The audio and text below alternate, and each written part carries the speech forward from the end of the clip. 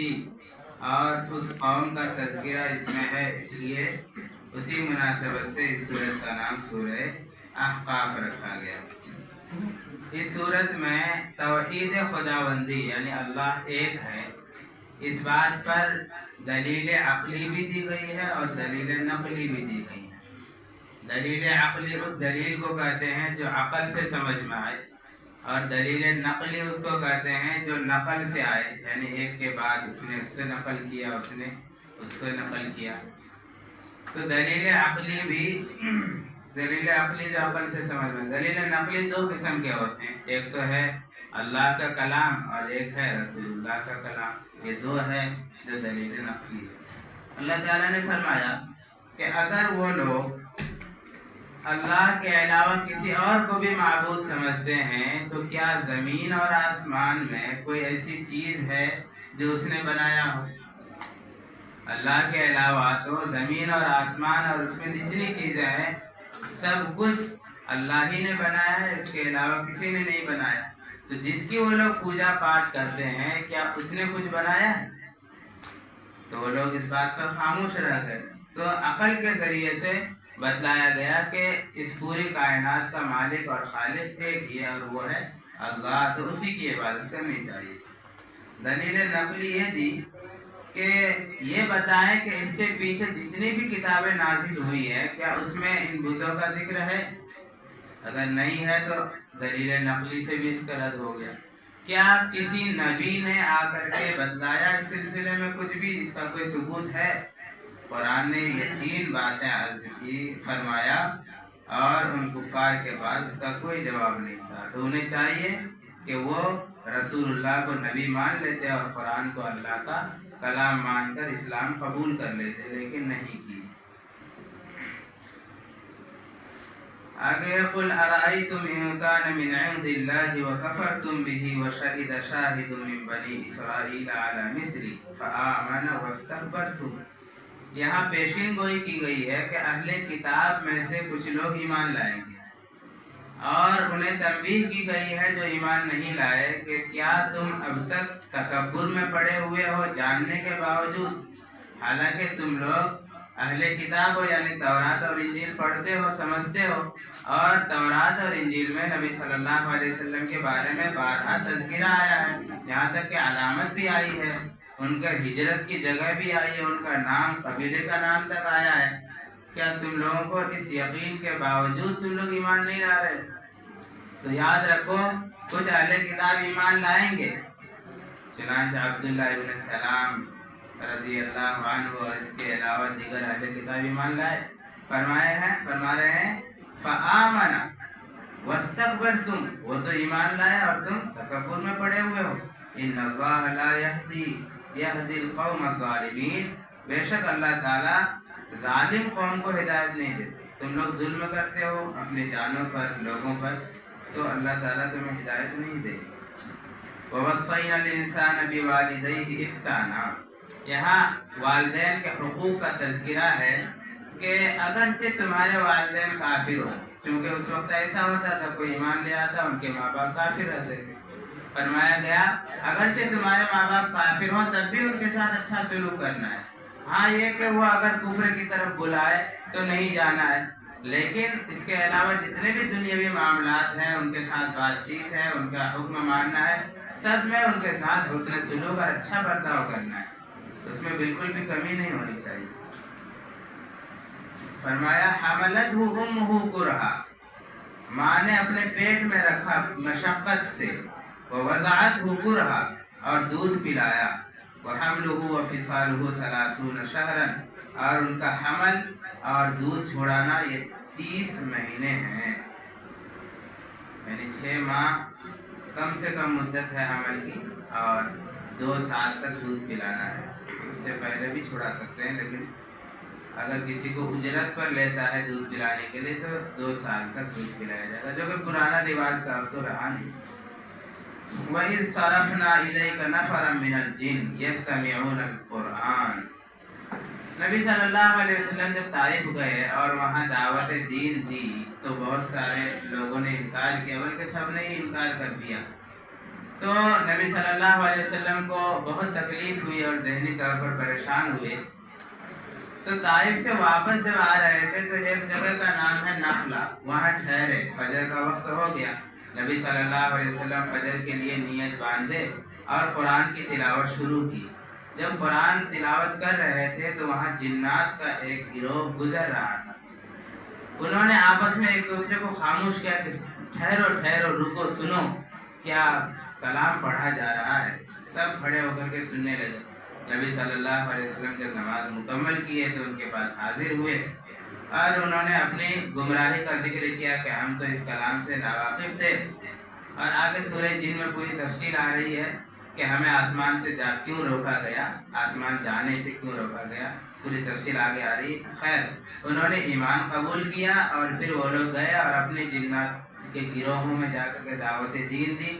اور پھر گروہ در گروہ بہت ساری جماعتیں نبی صلی اللہ علیہ وسلم کے پاس آئی اور ایمان قبول. فاصبر کما صبر اولو العزم من الرسل.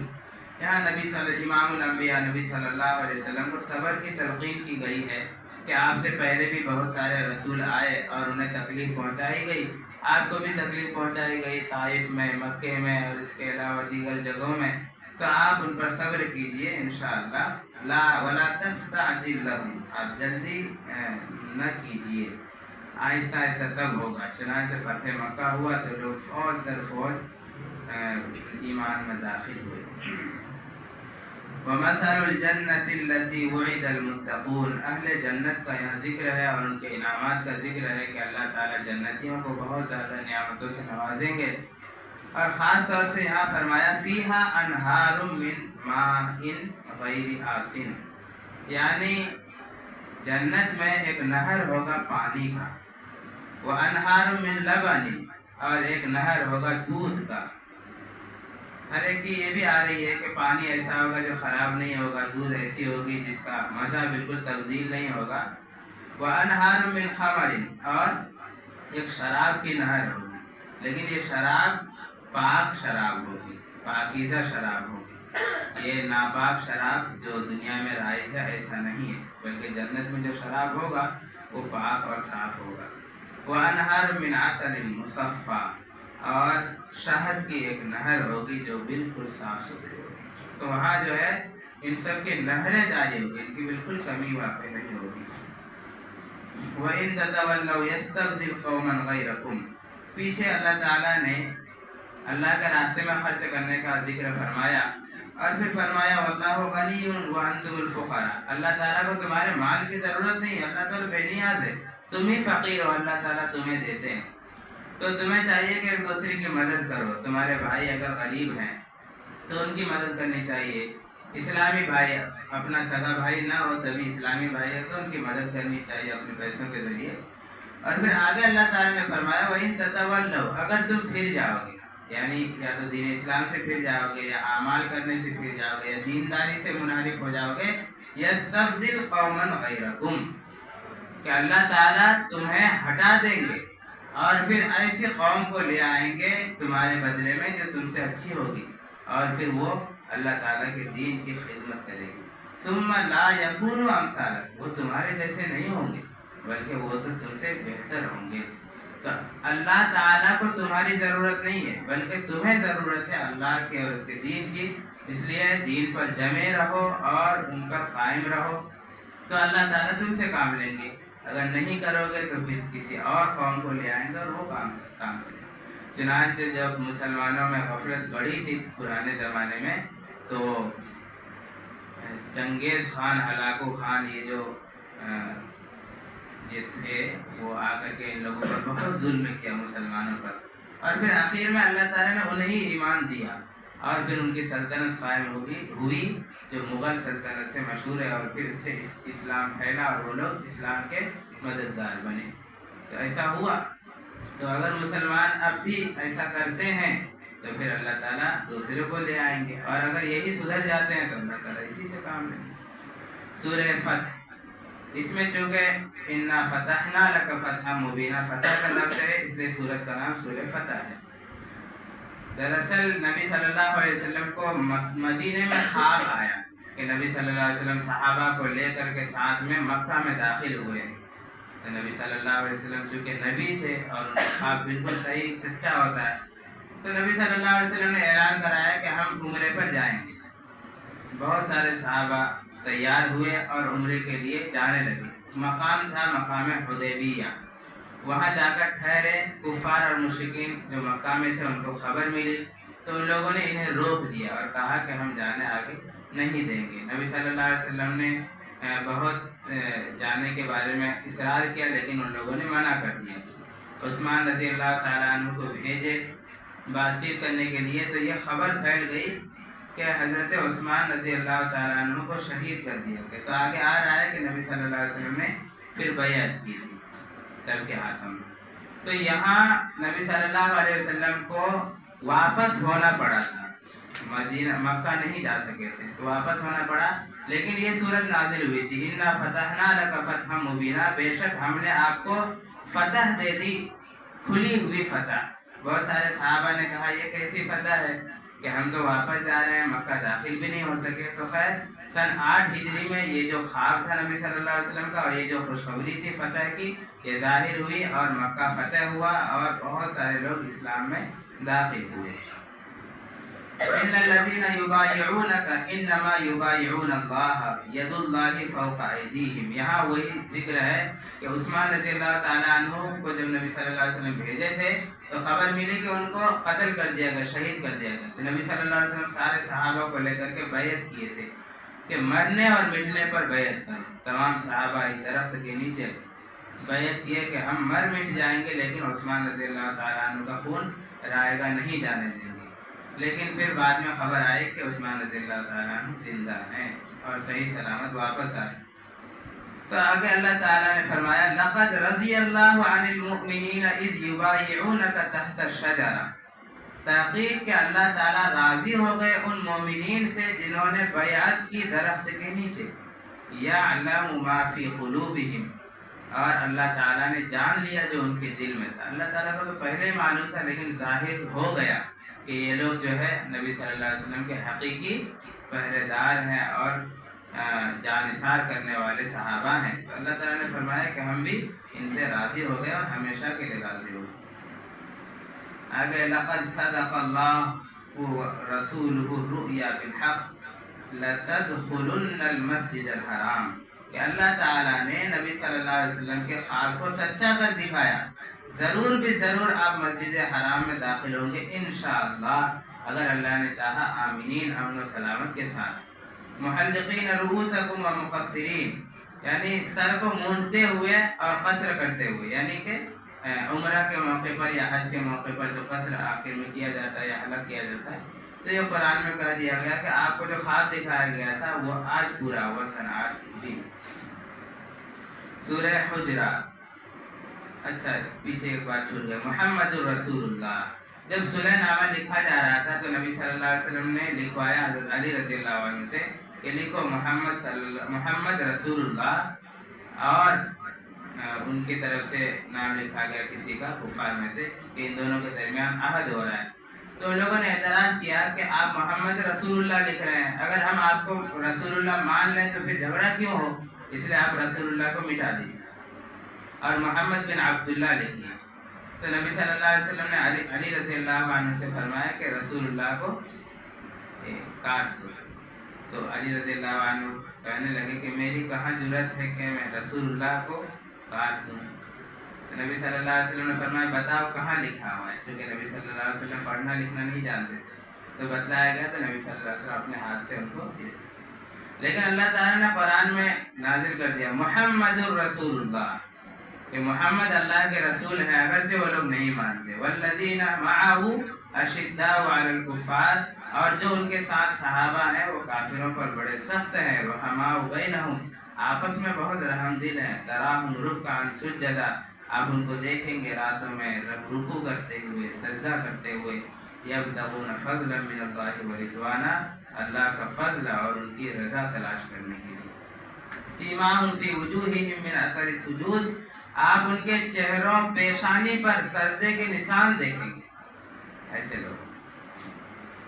سورہ حجرات۔ حجرات یہ حجرہ کی جمع ہے جس کے معنی ہے کمرہ، نبی صلی اللہ علیہ وسلم کے کمرے کا تذکرہ ہے اس میں۔ اسی لیے اس صورت کا نام سورہ حجرات ہے۔ یا ایھا الذین آمنوا لا ترفعوا اصواتکم فوق صوت النبی، نبی صلی اللہ علیہ وسلم سے بات کیسا کرنا ہے ان کو یہاں بتا رہے ہیں کہ اے ایمان والو، جب نبی صلی اللہ علیہ وسلم سے بات کرو تو اپنی آواز کو زیادہ اونچی مت کرو کہ نبی صلی اللہ علیہ وسلم کی آواز سے تمہاری آواز اونچی ہونے لگے۔ ایک صحابی کی آواز بہت اونچی تھی، وہ آنا ہی چھوڑ دیے مجلس میں اور کہے کہ کہیں ایسا نہ ہو کہ میری آواز بلند ہو جائے۔